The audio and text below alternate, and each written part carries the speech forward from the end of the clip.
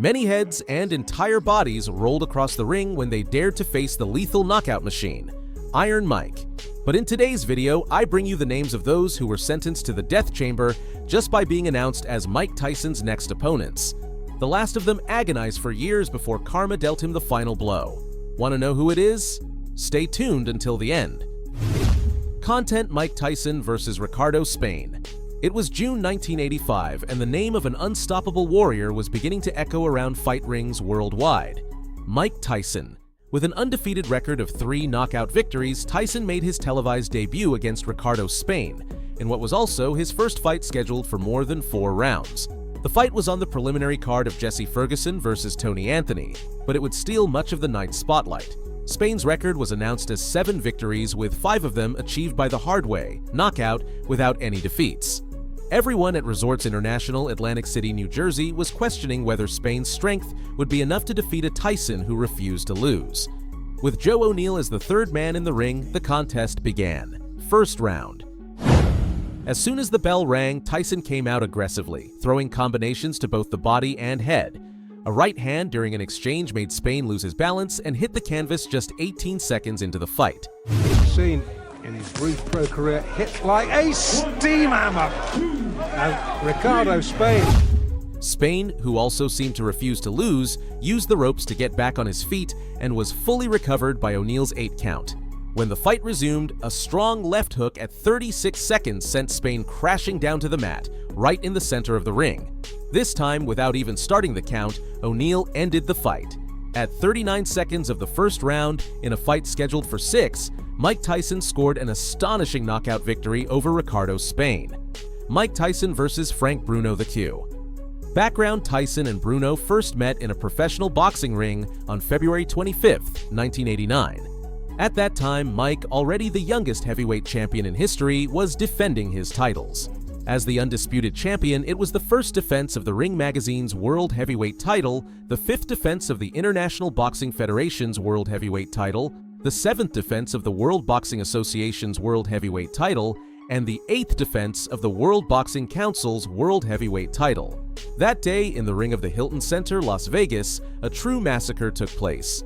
Tyson dominated Bruno from the start, finally finishing him by technical knockout at 2 minutes and 55 seconds of the 5th round. Bruno was caught that time, and Tyson knows it. Tyson trying to attack now to finish him off. Big trouble now. He's ready to go. He hits him with a right hand. Gives him room to come off the ropes. Scores with the uppercut. Lands a big right hand. Bruno's in. He's still in big trouble. The uppercut catches him. The right hand catches him. As the big right hand lands, Tyson knows he's got him in big trouble. If he doesn't answer it, Richard Steele. The rematch years would pass, but neither fighter would forget the unfinished business between them, their rematch. On March 16, 1996, at the MGM Grand Ring in Las Vegas, destiny called them to settle the score.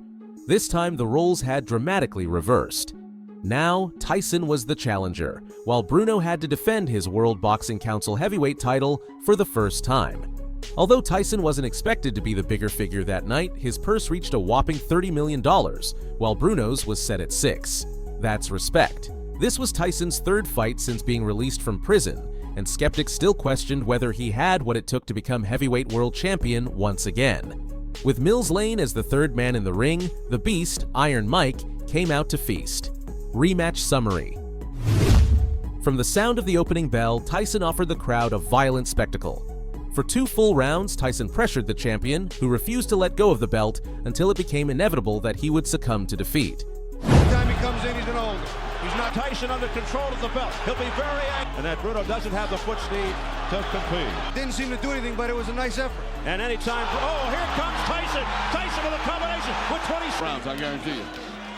Oh, a left hook by Mike Tyson, flush on the face of Frank Bruno. Another left and a... In the 3rd round, a barrage of punches, starting with a terrifying left hook and ending with 7 unanswered blows, sent Bruno against the ropes, forcing him to hand over his WBC heavyweight title to the controversial Iron Mike. Here's a combination uppercut. Bruno expected. He said he's not looking for the Tyson. Tyson, laying it on, pouring it on. Down goes Bruno. After witnessing the massacre, Lane had no choice but to stop the fight after just 50 seconds as Bruno sat on the bottom rope, absorbing punches.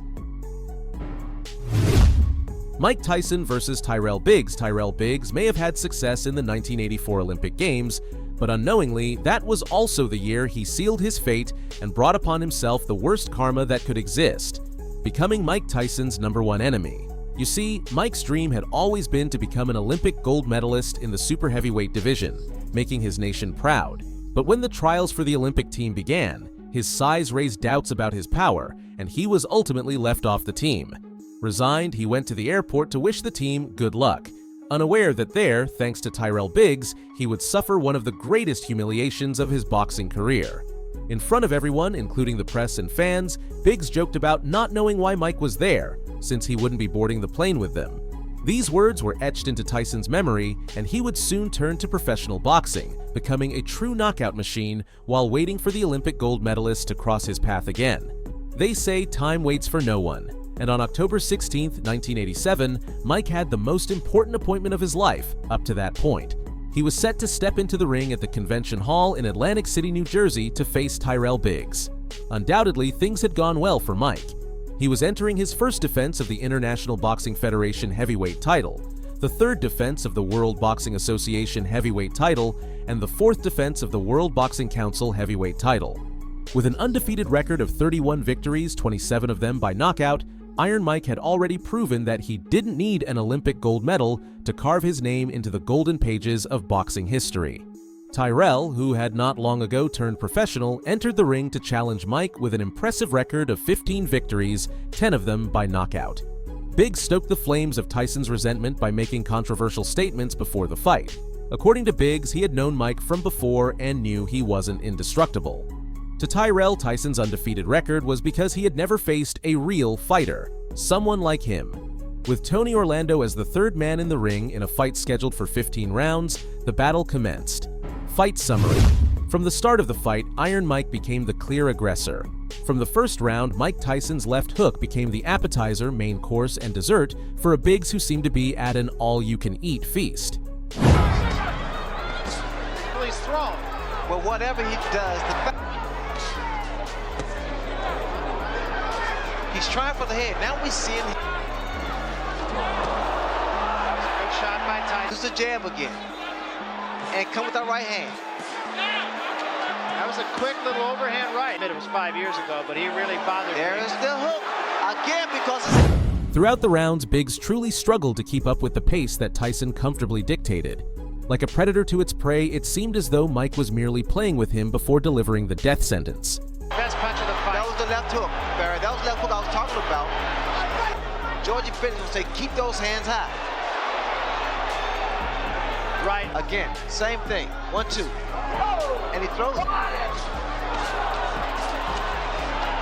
The outcome of this fateful match came in the 7th round when, finally, Biggs had had enough. It was another one of Tyson's epic left hooks that sent the Olympic gold medalist's head back to his corner, his body collapsing on the canvas with his feet in the air. But he didn't put him away. Help.